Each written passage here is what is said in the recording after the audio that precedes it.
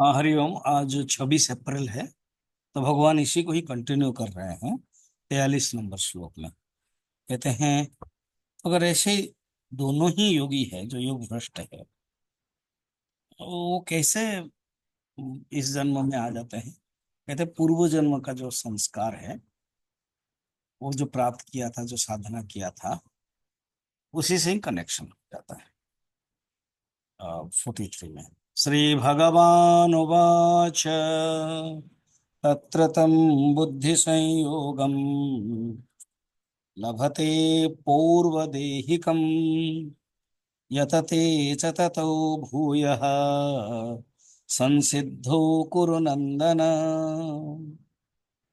कहते हे कुरु नंदन, तत्र सह सह माने ये जो दुर्लभ है ना, वो जो 43 में बताया, उन्हीं के लिए बता रहे स्पेशली।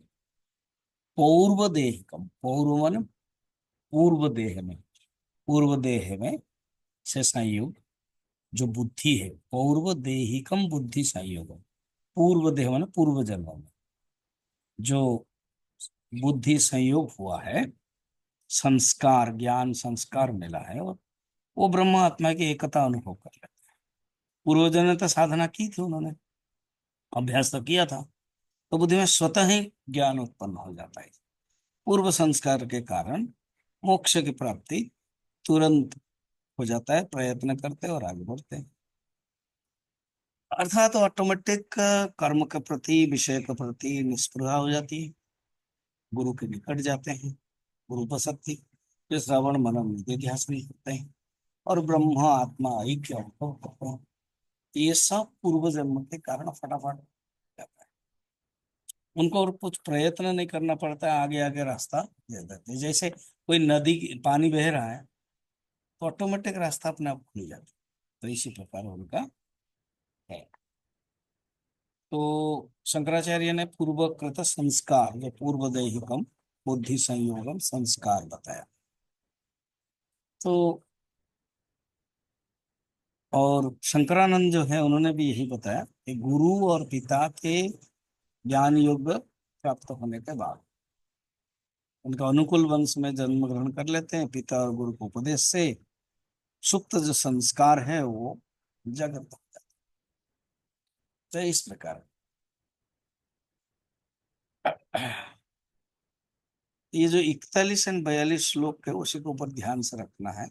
42 में जो बताया योगी है, वो है श्रेष्ठ, वो श्रेष्ठ बताया गया है। वो दुर्लभ है, इसलिए दुर्लभ तरम, क्योंकि सिद्धि प्राप्त होती है अनेक जन्म से, जब वो काम करते हैं। अनेक जन्म संसिद्धौ ततो याति पराम गति। देखो, बुद्धदेव जो है ना, वो सिर्फ 5 महीने में ज्ञान प्राप्त कर लिया, और 5 साल का था। तो संत लोगों ने सोचा ये तो गलत बात है। तो नारद जी ने दिखाया, देखो एक पहाड़ जल रहा है ना, ये सब अस्थियां हैं ध्रुव की, अर्थात पूर्व जन्म के संचित कर्म है। सब हट गए। कितने जन्म, अनेक जन्म संसिद्ध, तब वो प्राप्त होता है। ये बात आगे भी कहेंगे भगवान। तो अभी बुद्धि के संयोग से ये श्लोक केवल दुर्लभ तरह 42 के लिए नहीं, 41 के लिए भी चल जाएगा, मगर वो तुरंत अधिक प्रयत्न कर लेता है और इसी जन्म में प्राप्त कर लेता है। तो मोक्ष की जो भूमिकाएं हैं ना, 7 भूमिकाएं मानी जाती है। शुभेच्छा, उसके अंदर बचपन से ही अच्छी विचार आ जाती है। शुभ इच्छा, फिर विचार, विचार करता है, मनन करता है, 2 हो गया।